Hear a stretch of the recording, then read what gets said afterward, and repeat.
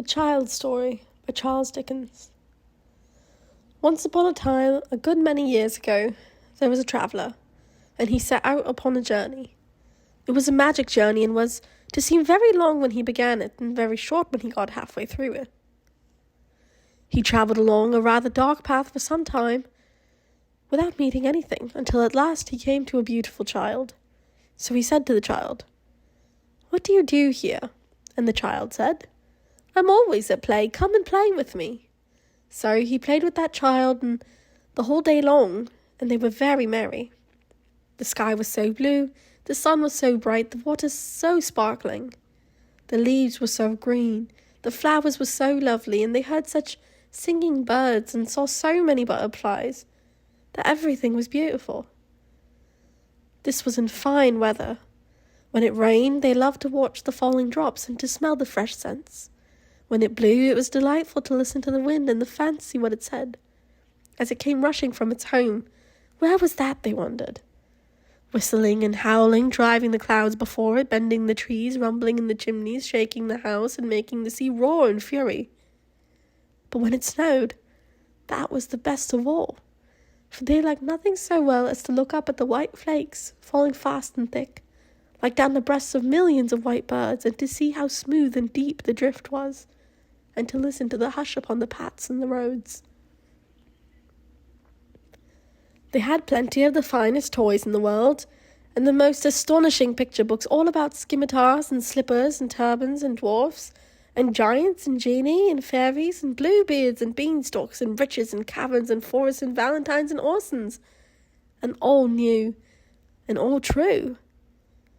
But one day of a sudden the traveller lost the child. He called to him over and over again, but no answer. So he went up on his road and went on for a little while before meeting anything, until at last he came to a handsome boy. So he said to the boy, "What do you do here?" And the boy said, "I am always learning. Come and learn with me." So he learned with that boy about Jupiter and Juno and the Greeks and the Romans and I don't know what, and learned more than I could tell or he either, for he soon forgot a great deal of it. But they were not always learning. They had the merriest games that were ever played. They rode upon the river in the summer, and skated on the ice in winter. They were active afoot and active on horseback, at cricket and all games at ball, at prisoner's base, hare and hounds, follow my leader, and more sports than I can think of. Nobody could beat them. They had holidays too, and 12th cakes and parties where they danced till midnight, and real theatres where they saw palaces of real gold and silver rise out of the real earth, and saw all the wonders of the world at once. As to friends, they had such dear friends, and so many of them, that I want the time to reckon them up. They were all young like the handsome boy, and were never too strange to one another all their lives through.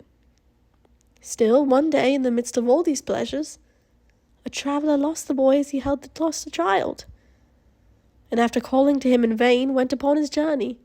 So he went on for a little while without seeing anything, until at last he came to a young man. So he said to the young man, "What do you do here?" And the young man said, "I am always in love. Come and love with me."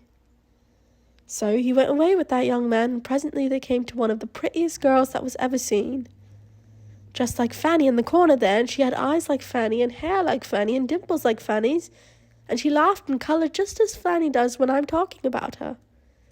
So the young man fell in love directly, just as somebody I won't mention, the first time he came here, did with Fanny.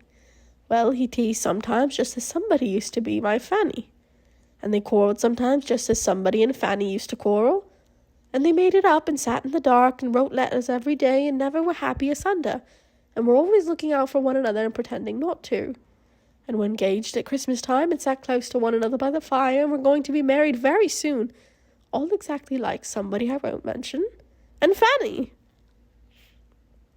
But the traveller lost them one day. So he lost the rest of his friends, and after calling to them to come back, which they never did, he went upon his journey. So he went on for a little while without seeing anything, until he last came to a middle-aged man. So he said to the gentleman, "What are you doing here?" And his answer was, "I am always busy. Come, be busy with me." So he began to be very busy with that gentleman, and they went on through the wood together. The whole journey was through a wood, only it had been open and green at first like a wood in spring, and now began to be thick and dark like a wood in summer.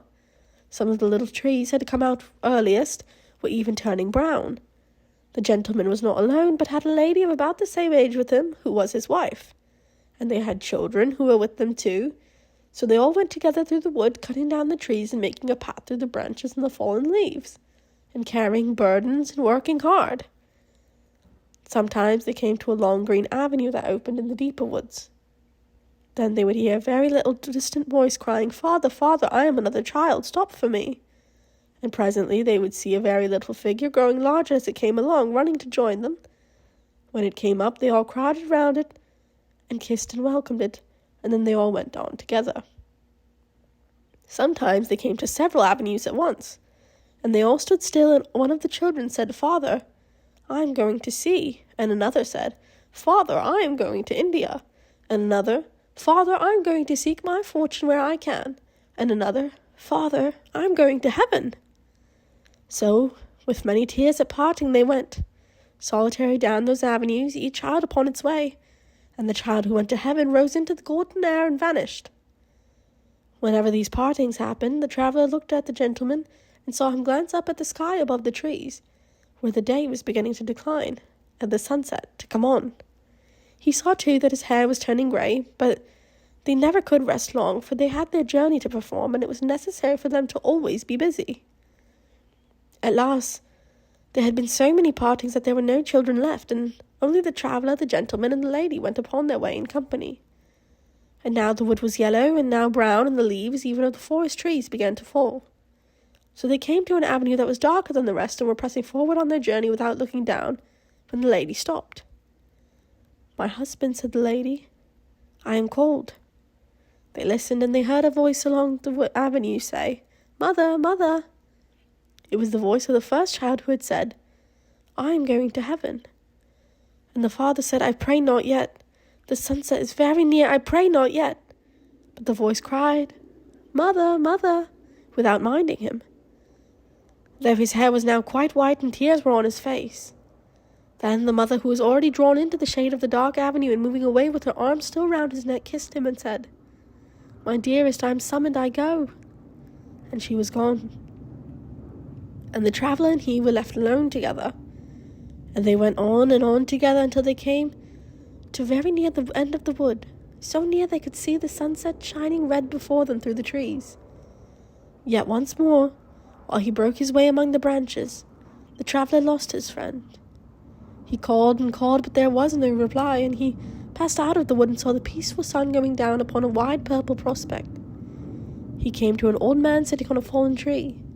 So he said to the old man, "What do you do here?"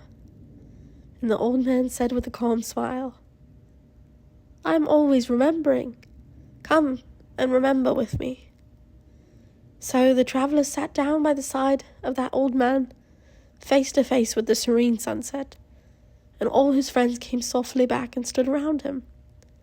The beautiful child, the handsome boy, the young man in love, the father, mother, and children, every one of them was there, and he had lost nothing.